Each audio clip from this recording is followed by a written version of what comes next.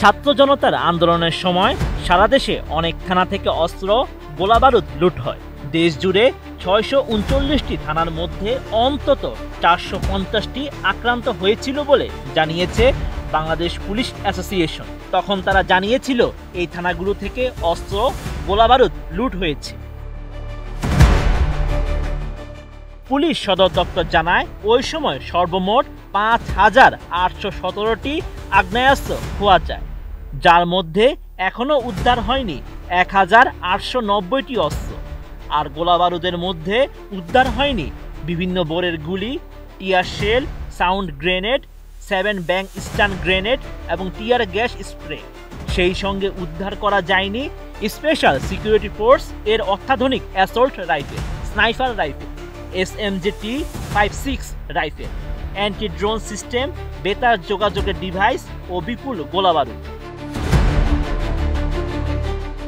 এদিকে কারাগার থেকে জামিনে মুক্তি পেয়েছেন অন্তত ৬ জন শীর্ষ সন্ত্রাসী। এদের সবাই কারাবন্দী ছিলেন কমপক্ষে ১৫ থেকে ২০ বছর ধরে।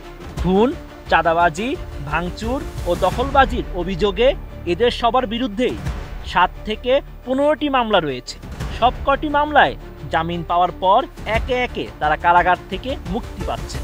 সর্বশেষ গত ৩ সেপ্টেম্বর রাতে কাশিমপুর কারাগার থেকে জামিনে মুক্তি পেয়েছেন রাজধানী ঢাকার শীর্ষ সন্ত্রাসী শেখ আসলাম ওরফে সুইডেন আসলাম।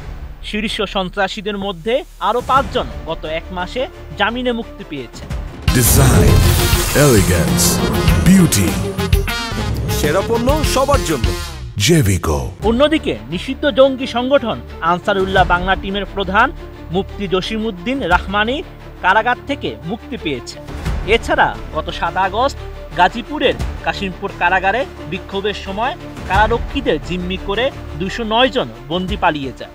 বন্দি পালানো ঠেকাতে গুলি ছোড়েন কারারক্ষীরা।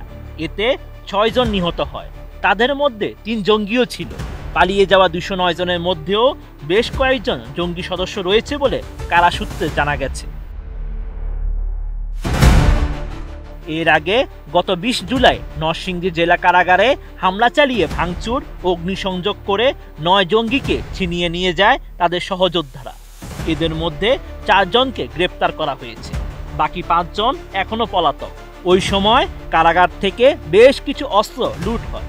আর এখনও পলাতক রয়েছেন বিভিন্ন মামলার প্রায় ২ শতাধিক আসামি। সন্ত্রাসী ও জঙ্গিদের কারামুক্তি এবং নিরাপত্তা সংকট নিয়ে Bangladesh institute of peace and security স্টাডিজের সভাপতি মেজর জেনারেল অবসরপ্রাপ্ত আ.ন.ম মুনিরুজ্জামান বলেন, যারা জামিনে মুক্তি পেয়ে বের হচ্ছে তাদের বিষয়ে কিছু বলা যাবে না। কিভাবে তারা জামিন পাচ্ছেন সেটা আদালতের বিষয়। কিন্তু জেল ভেঙে যে জঙ্গিরা পালিয়েছে তারা তো অবশ্যই নিরাপত্তার জন্য হুমকি।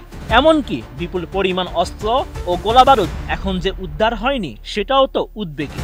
এছাড়া গণভবন ও সংসদ ভবন থেকে SSF এর যে অত্যাধুনিক আগ্নেয়াস্ত্র লুট হয়েছে সেগুলো তো কোনোভাবেই সাধারণ নাগরিকের কাছে, এমনকি পুলিশের কাছেও থাকা উচিত নয়। এসব অস্ত্র ও গোলাবারুদ বাইরে থাকলে যে কোনো সময় আইন শৃঙ্খলা পরিস্থিতির অবনতি হতে পারে বলে আশঙ্কা থেকেই যায়।